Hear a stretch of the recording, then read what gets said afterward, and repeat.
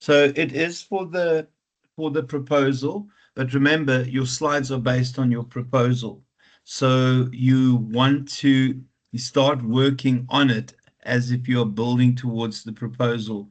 Remember, I spoke about how everything adds to everything else, and this kind of evolution takes place in terms of the different areas. Okay. Right. So let's do this, guys. The research process is that there. Now, you'll see in terms of the layout, this is the layout that we've also adopted in terms of what I will put together and suggest going forward. At this stage, we want, and the only important thing is the actual presentation. I'm waiting for a presentation from last year just to give you an idea of what our expectations are. Insofar as my students are concerned, guys, we will find time. I don't know whether Saturday is okay, but we'll have to find time this weekend. I just am overwhelmed. Oh, shucks. Sorry, guys. Damn it. Okay, there it is. Thanks so much, Ethan, for that. Sorry, Nathan. Okay, so this is the breakdown ultimately of what we will have in the proposal. It is a significant amount. Having said that, you've done a huge part of the work already. And yes, some of it might not be perfect, but that's why we get feedback. I am going to have to find, I'm talking to my own students that I'm supervising. Sorry, Sishle, not for everyone. It is my students. So Georgia, oh, guys, you know who you are, okay? Right, so to go through, right, so in terms of what is expected in the rubric, and then obviously the different elements, just remember, guys, we've spent a bit of time on the title already. We've spent a significant amount of time. I am so impressed with the titles that I had shared with me on Monday, or whenever I saw you previously, Monday. Some of those titles are just world class. So remember, we want a title that pops, that attracts attention, that is really, really sharp, is really, really focused, because everything in terms of our e-symposium ambitions will hinge initially on those titles. So let's get those titles absolutely perfect.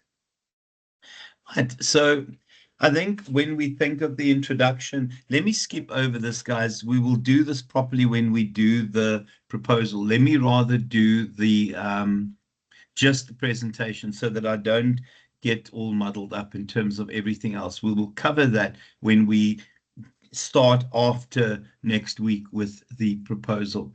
Guys, are we seeing each other next week?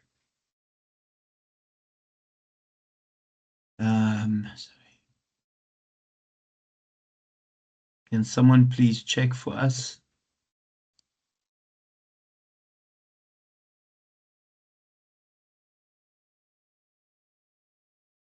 Hold on a second. So I just want to remind myself of what is happening.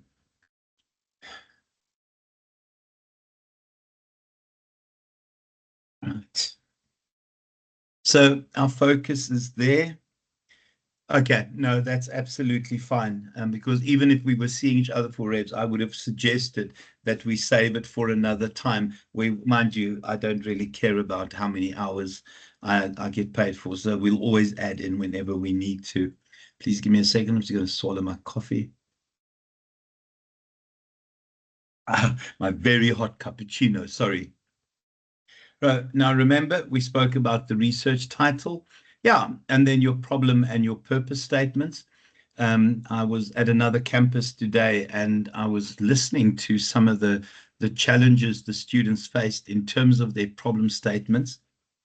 I would hope that we don't have the same challenges. So remember, in terms of the problem statement, the first rule of a problem statement is it has to sound like a problem. Please don't tell me what the solutions are, because if you tell me what the solutions are, I will put in your assignment feedback something along the lines of, well, if you already have the solutions, why would you want to do the research? So this is the deficiency, this is the gap. And remember, our standard in terms of writing our problem statement is this. Part A, the ideal. Now remember, the ideal is, a description of utopia, a description of what the situation would look like, of what the problem would look like once it's been effectively dealt with. Part B is the deficiency. It is that particular, and you can see I give very clear guidance, guys, that condition that prevents this ideal from being achieved. And then also it's this situation falling short of the ideal. Please remember, how's it, Jade, Georgia, Jade, if you keep going back to your title as a reminder, you'll soon figure out the problem. Please remember your title and my reminder that you need to stick it just above your laptop or wherever you work, because that is the golden thread. That is where the golden thread starts and ends.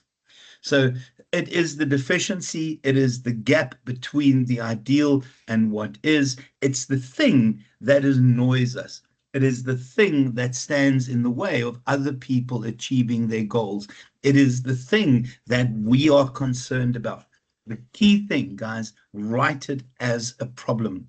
Don't write it as a problem that's already solved. This is the ideal. And you can say, ideally, an organization should be in a position, and I'm just going to, Georgia Jade has just joined. How's it, Sheila? An organization will be in the position to effectively accommodate Generation Glass when they get to the organization. The reality is, yeah, I'm fine. Thanks, Kish. How are you, Kish? The reality is that organizations, if we base our assumptions on what happened with Gen Z, would not be ready, would not have the capabilities, would not have the policies, the practices, the procedures, and the decision-making in place to effectively deal with this new generation, who is vastly different from the previous generation. And the reality is, this generation is in most likelihood 3 years away from joining the workforce. The consequences is how we plan to move forward. So we plan, or I intend, sorry, please write in the third person, that's something that we need to remind ourselves. The intention is to conduct a variety of interviews. Kish, it's a good idea, I promise you. The intention is to conduct a variety of interviews as part of a qualitative study with key stakeholders in this particular field. Right, so it's the way forward. This is our standard. To just also say, guys, I'm meeting with the supervisors tomorrow. I will share the standard with the supervisors. Regrettably, not all the supervisors attend, and I know that there is some contradictory messages coming out. I've spoken to you guys that have shared it with me. I will deal with this, okay? And there will be no victimization or anything. I will just get everyone on track tomorrow, and hopefully we don't have these contradictions. The one thing I have to say, though, guys, I am just the lecturer. It's a different setup to what I had previously, where I was the lecturer, I was one of the supervisors, I was the lead supervisor, and also was the PGAL. So I don't have the kind of authority anymore. So if your supervisor is hard and fast, then it's your call, guys, in terms of how you proceed, because the relationship, your primary relationship, is with your supervisor. I think some of the supervisors might not like the way we do it in distance, that I know your topics, I talk about your topics, I discuss your topics. Their expectation is that I just teach theory. That is not me. That's not how we do it. And I just wanted to get some feedback. Do you guys like this approach, where I talk about your topics, I share your topics, I hold your topics up to the light, we interrogate things, or do you want me to just do theory? which will be difficult for me, but I can definitely do it. Which is your preference? That I talk about one. Yeah, thank you, Neil. I definitely don't want to do it a different way. It's worked for us. And remember, in Maritzburg, as the smallest campus, we always had the most people at the e-symposium. For me, that is a standard that we're going to maintain. In fact, we are going to dominate the e-symposium this year. So in terms of the problem statement, thanks, Nathan, for that, and Neil. So guys, remember, the problem statement, and I give you significant additional information. So the slides, and remember, there's a reason it's not referenced. You can go find references for this, because if I reference it, everyone will use the same reference. This way, you have to find a reference. Okay, so we talk about the issue leading to the study. And to also just say, it comes from a variety of places. It comes from lived experiences, something that you've gone through. In terms of my PhD, I went through something that I used as the basis of my research. And I'm not going to share the individual experience with you, but it had a significant impact in terms of my life. So much so that I walked away from industry to become what I am in terms of lecturing, etc.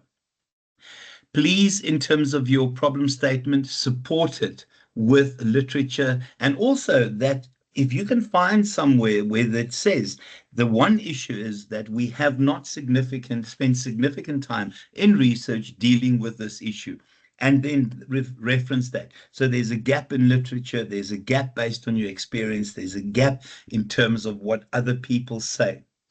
And please note that when we think of this research problem, often it will center issues around policy, practice, decision making. Those are the key areas. We're not going to create new theory at an honors level, okay? And it's not the expectation. Any questions on the problem statement?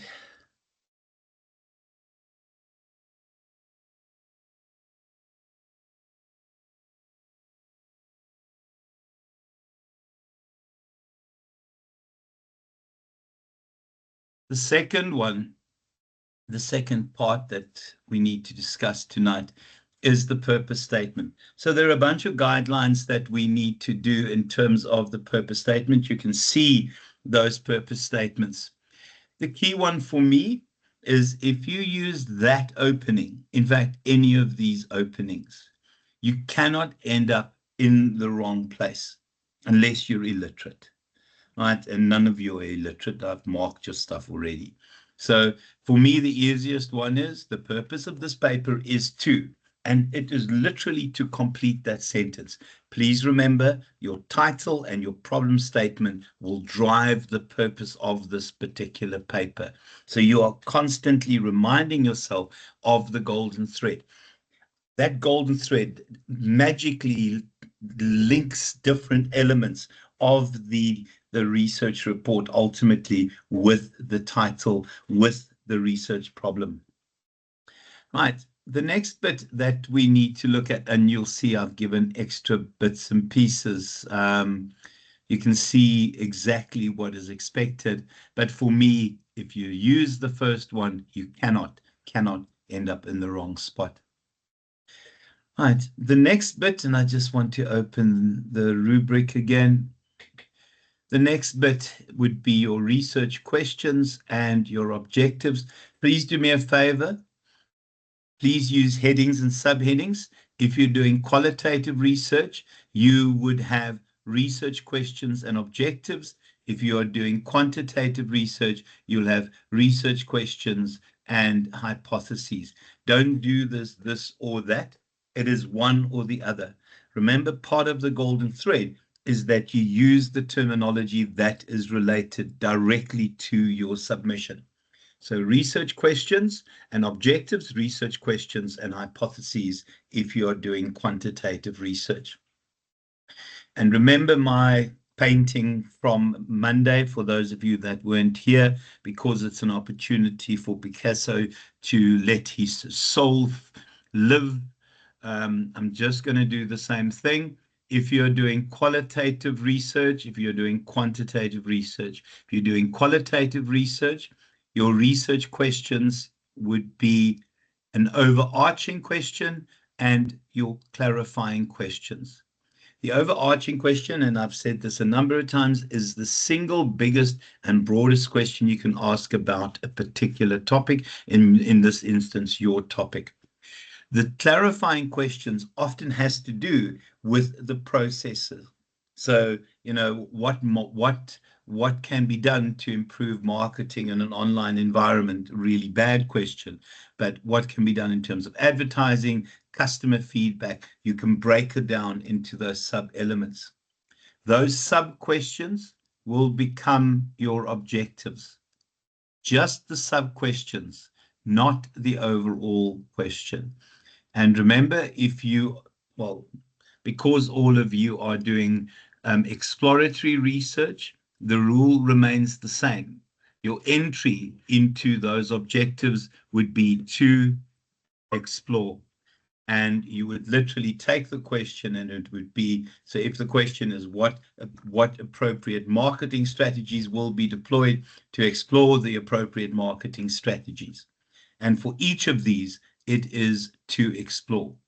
If the question is what advertising promotions need to, or what advertising strategy needs to be adopted, to explore the strategy, the advertising strategy to be adopted. Okay, please make sure that it looks like this. You don't even have to. You can say main research questions and supporting research questions. I don't care what you call it, but you want it to stand out. It has to look very clearly that it links. All the qualitative people okay with that?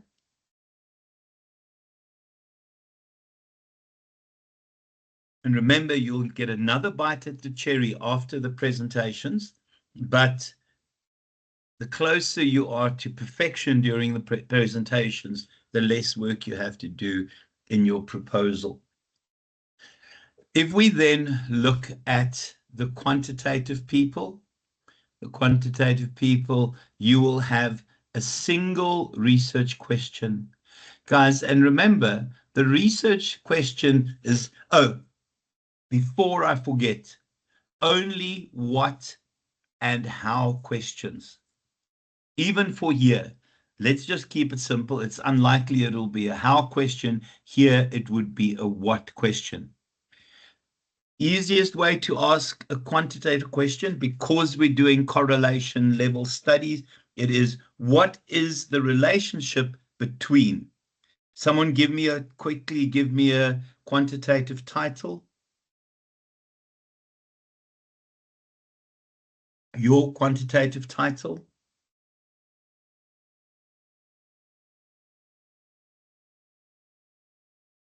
Is anyone typing?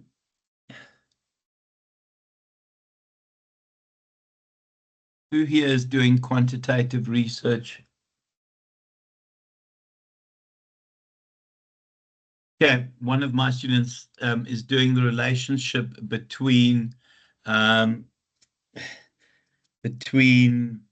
smart buildings and customer satisfaction in commercial properties. So the question would be, what is the relationship between customer satisfaction levels and the introduction of smart properties and customer satisfaction levels?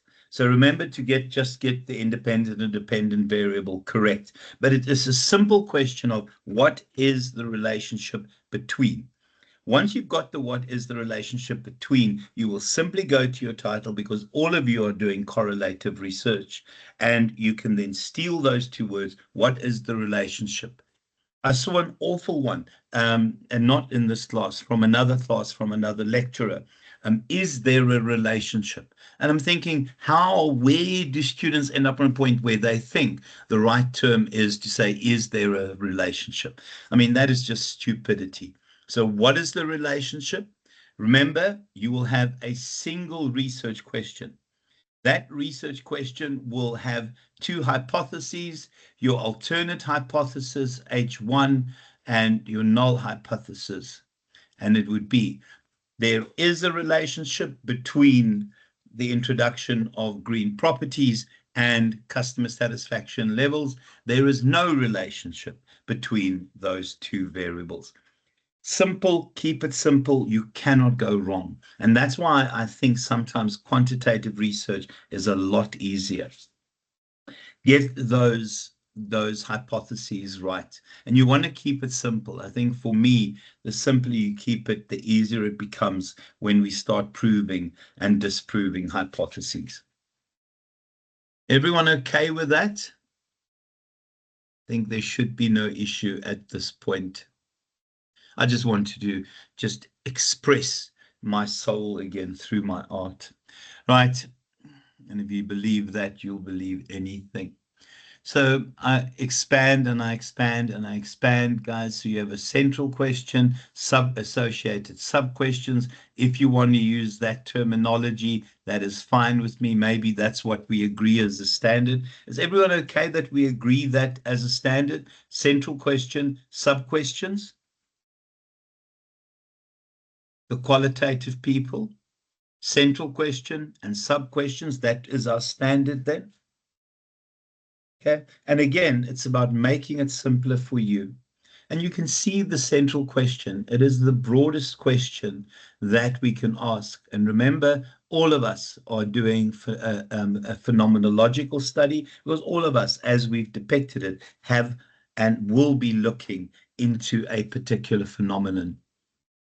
And you can see there, you want to use the same terminology, the same lexical terminology that is used within that particular field. And you are writing this report for a particular audience. One of the things that I would hope for is that if you are doing research in your own company, is that you'll be able to present your report and its findings to your company, in particular those companies that are funding your research. I think they deserve that kind of thank you and feedback to also show, that their money is not wasted. Is anyone here on a company bursary? If you don't want to share, that's fine, but there's nothing to be embarrassed about. Oh, sorry, Maveshan.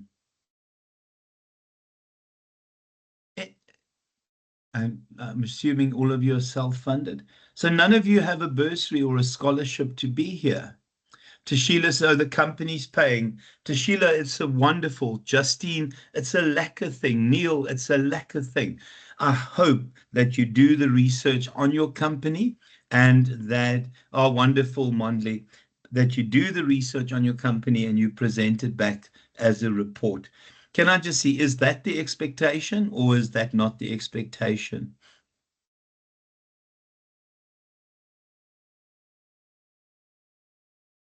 I love Justine's answer. I hope that somebody does that, because it just also gives us a bit of credibility, hey? Yeah, okay, Tashila. No, that's fine. Right, and as I've said a number of times, yeah, please go and do 5 to 7, guys. I would try and limit it to about 3 or 4. Okay, that's fine. Oh, wonderful, wonderful, wonderful, wonderful, Justine. Yeah, oh, that's lekker. Honestly, that is so, so cool. And then your sub questions. Yeah, and it really follows the central question, but you can see there, they narrow the focus. But narrow the focus that if you answer all of these, you should have answered the central question. And so your quantitative research question, and again, this is what we're doing. We're looking at relationships here. Just remember, in terms of that, what is the relationship between?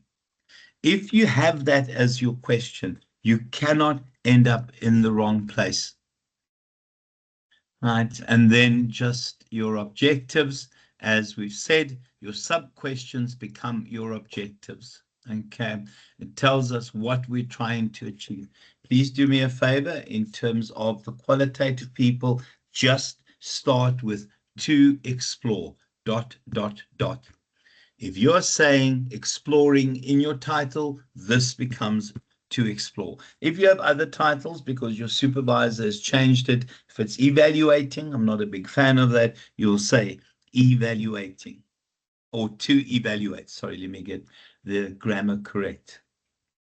Okay, and then, yeah, what we're trying to achieve, but it's a nice thing because they tell us what we will present at the end of the report as our findings, and this is what we would have achieved if we've done this properly. Right, and then your hypotheses, remember, we've spoken about this, your null hypothesis, no relationship, your alternate hypothesis, you can see alternative or directional, suggesting the relationship. Guys, please stay with only two hypotheses, okay? Do not try and get clever and link other variables and start looking at additional variables. Keep it simple. It is still an honors level qualification. We have to understand that. Right. I'm not discussing this. Let me just go back here. Okay. Right. Oh, gosh. I don't know why. I think in the proposal, rationale must be at a different order. In terms of the rationale, just to go back there, you can do this yourself. Okay. The key word for me out of all of that is that there. The key term is that there. Why is this significant enough to pay attention to? Remember, in terms of the golden thread, look at your problem statement.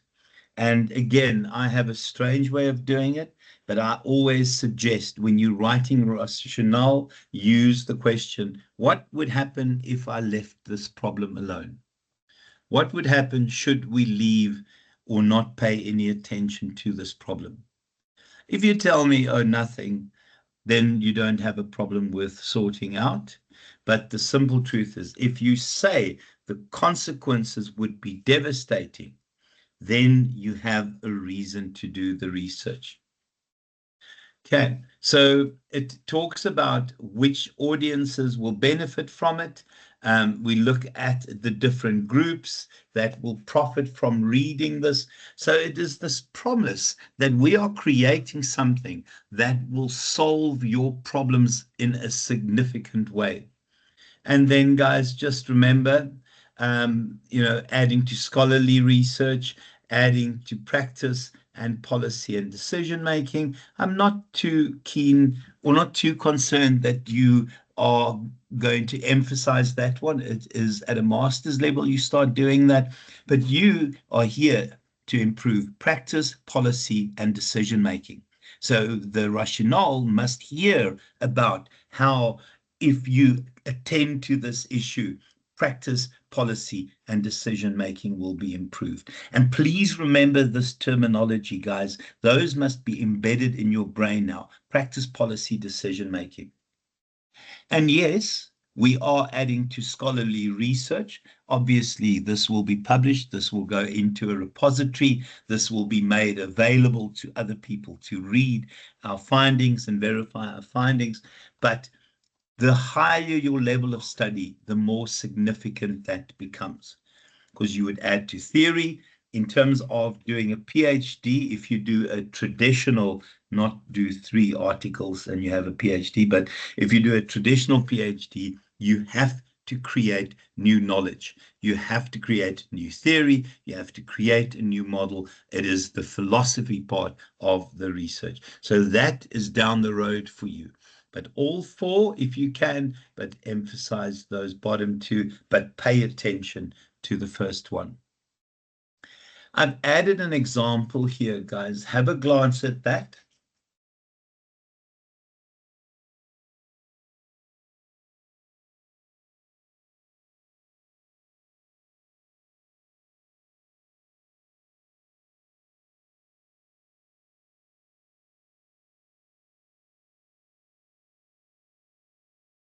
So we're going to add to theory, we're going to add to practice, we're going to add to policy and decision making.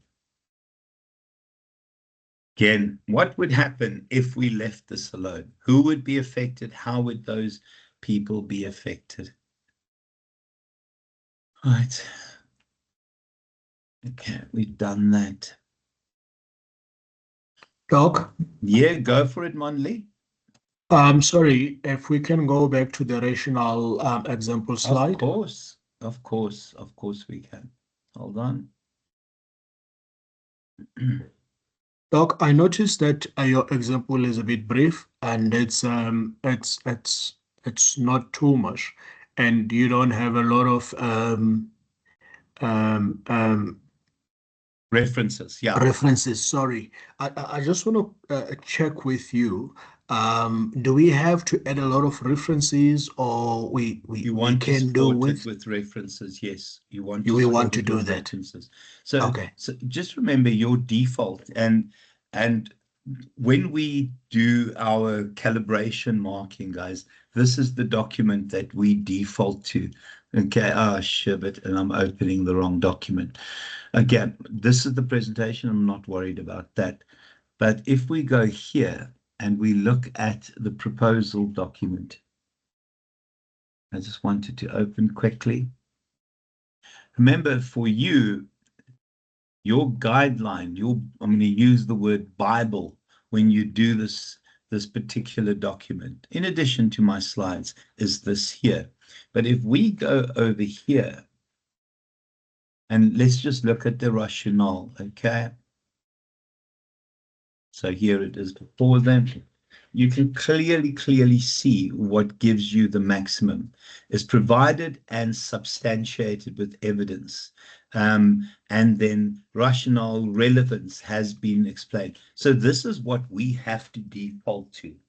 And this is all we can use. So when we do calibration meetings where we get everyone at the same level of marking, we have people mark these beforehand, and then we look at who is where, and we talk to the outliers. So if the mark ends up being 3, but we have an outlier that gave someone 0, we have another outlier that gave someone 5, we then discuss and try and understand.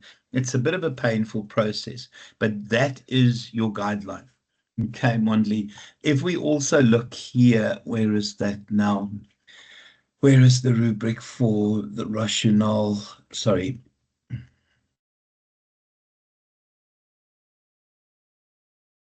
Okay, here it is. And you can see here the expectation that is given there. Okay, study, community, industry, and remember the ones that I always talk about. And remember, my slides happened before this. Okay, but to also, I must admit, the person who designed this was using my slides at some point. And you can see where we are focused in terms of those. But please just give me some references, okay? Thank you, Doc.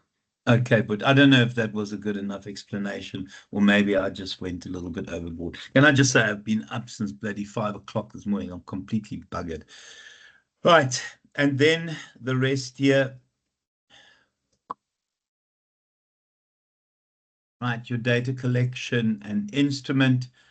Let's look at data. No, there's something else there, obviously, first. Yeah, your research approach and design. Let me just close this because this is going to irritate me going forward. Right. Again, if we look here, boom, boom, boom, boom. And yeah, I've tried to align the slides perfectly with the rubric, okay? If I bug it up somewhere, just let me know. Okay, I'm not discussing that. Right, here is the research methodology. Again, remember your golden thread. If you are adopting an interpretivist approach, you will do qualitative research. If you are adopting a positivist approach, you will do quantitative research. Oh, flippin' hell, I don't want to discuss that again, seriously. And it's also not where we should be. Here we are. So this is if you have a positivist approach.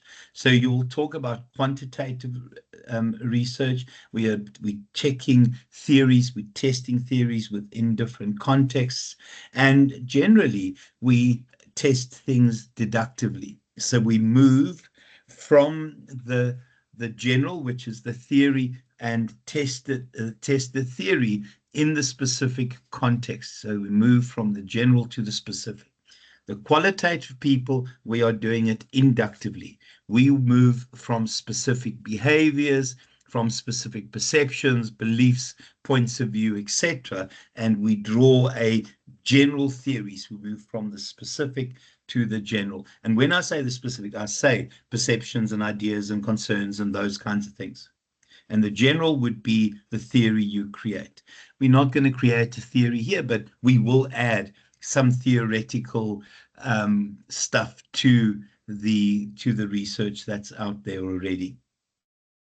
And then what we will have is that you're not doing experiments, you will do non-experimental designs, guys, and you can see some of the other stuff, and you'll talk about the details here. So this is for qualitative, interpretivist, qualitative. Please do me a favor and delete the slides that don't apply to you. It will mess with you if you don't do that, okay? Right, and then, yeah, deductive reasoning. Please don't write too much about this, but this obviously is for the quantitative people. This is for the qualitative people. In terms of your research methodologies, yeah, most of you, the qualitative people, are doing exploratory research. So you can see the stuff we're looking at there. And the rest of us are explaining and describing, and we're also describing correlations. So don't worry too much about explaining and describing. Don't change that. In terms of our population and sampling, right? So the population is that larger group of people who share that single characteristic, or at least that one characteristic that we require in order to get information for our research. Now, when we talk about the parameters, we talk about the nature of the population, the size, and the unique characteristics. They frame who we will invite ultimately to our research. And then in terms of that, we move from the population to the target and accessible population. Target population, everyone and everything that falls into your parameters, and then accessible, those that you include in your study. And we've now narrowed that to the region that you operate in, the city that you're operating in. And another example there, I've given enough examples there. Okay. Data collection. If you're a positivist, you will adopt a certain approach. Your sampling and population sampling, please remember to use it this way. You will do probability sampling using specifically random sampling. Don't get clever with all the other sampling techniques. Do random sampling, because it literally is where you throw the names in the hat and you draw the names from the hat. So it will be probability sampling, because here, not everyone, let me try that properly. Everyone has an equal chance of being selected. Not all will be selected. And random sampling. Please don't get clever with systematic sampling. In terms of interpretivism, you will use non-probability, purposive, and snowball sampling. Here, you don't have an equal opportunity, because we will pinpoint those individuals that we want part of our research. Purpose of sampling, purposively identifying a particular individual. Snowball sampling, where we've asked people that we've already interviewed to recommend additional people to interview. Absolutely nothing wrong with that. So please use all three. Don't just do snowball. It is too risky, because you might not end up with anyone. So initial person, purpose of sampling, And I know you can do convenience and snowball. Let's just agree the standard. I am a lot more comfortable where you purposively identify somebody who would be a resource-rich participant who can contribute significantly to your study. And please listen to my terminology, guys, because that's the kind of terminology you'll use. Obviously, your English would just be a lot better than that. And then in terms of positivists, so you can delete the slides that don't apply. Survey, guys, the way we will do the survey is those two variables. Can I just see the number of quantitative people by show of hands? Who here is doing quantitative research? Just want to see the number of quantitative people here. Okay. Okay. Thanks to Sheila. Thanks, Michal. Thanks, Justine. Anyone else? Jade, you as well, obviously. Okay. Eth, how are you, boy? And then Shrivar as well. Okay. So we have a nice mixture. Michal, very cool. Right, so just remember the way we will attack this is we will take your variables, we will then go and look for existing scales in terms of those variables. And what it means is this. Hold on a second. So let's just say we want the theory of there's a theory of dynamic capability. I don't know if any of you are using it. I'm sure you're not. I think this might be for my third years. Okay. Now what we'll do is we'll add in those words research scales. So we'll try and steal existing scales. We'll go and look, and I'm going to even cheat a little bit more. We will use their surveys. So we'll find existing surveys to use. Okay, so we will go and look for existing surveys and we will use those surveys. And the reason we do that, guys, is because of, for crying out loud, yeah, that was a really good start. And the reason we do that is because we want to not have to recreate the wheel, because normally there's a process of having to make sure that it is reliable and valid, etc. I'm not going to carry on because I'm irritating myself. Justine, go for it. Justine, your hand is up, or is it a legacy hand?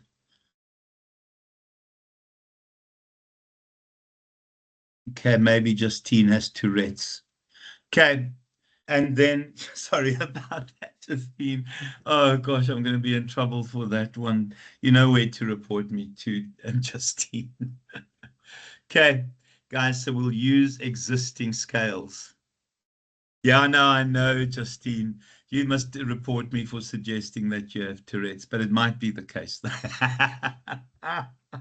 Interpretivism, interviews, and just remember, I've given you, we'll use open-ended, semi-structured interviews, and here is your interview protocol. Please remember these slides. I don't do this for my health. Just remember that they are available. And then if we go back to here, data collection instrument, please make sure, guys, that you hand in for your proposal, and I'll remind you a bazillion times, as well as this presentation, the process as well as the instrument. I would just talk to the fact that if we can't find it in time, that you will use existing scales, guys. We don't have enough time to dig for this, but if we need to, we will bloody well find enough time. Please also ask your supervisors to do your presentation as close to Friday as possible. I might even do my presentations on Saturday, although there might be pushback in terms of that. And then your data analysis. And just remember, for data analysis, these are the kinds of stats we'll look at: mean, median, mode, and then we will also look at correlation. I don't know which slide it is. And please don't worry about this whatsoever. I will give you a recording. You will follow the recording. You cannot go wrong. Where you have a little bit of work to do is your interpretation and looking at the results and cross-comparing the results, okay? And all of this is here because you want to know the strength of the correlation, because that will either make you accept your alternate hypothesis or your directional hypothesis, or reject it and accept the null hypothesis. There is no relationship. And then qualitative, guys, we're doing it inductively. And just for now, talk about the fact that you'll do content analysis. We will discuss the detail of this later. You just want to say that it is moving from the interviews. Out of the interviews, you will do transcripts. Out of the transcripts, you'll create codes. Out of the codes, you will create categories. And out of the categories, you'll create themes. And those themes you will tie back to the themes in your literature review and look for additional research as support. Okay. And then I'm not going through the last one. Any questions, any comments, any concerns at this stage? To just say, I am meeting with your supervisors tomorrow at 12 o'clock. I am going to just use this document. I'm not going to talk to the other document, but I will talk to each of those in terms of our standards, okay? Hopefully, it doesn't fall on deaf ears. But just remember, the primary relationship, although I believe it's with me, is not with me. It's with your supervisor, okay? Any questions, any comments, guys? I've got to get ready for class at 7:30, but I would love to just sit and have a tea and relax a bit. Everything okay on your side? Anything I need to be concerned about? Any other questions? Cheers, everyone. Thank you for attending.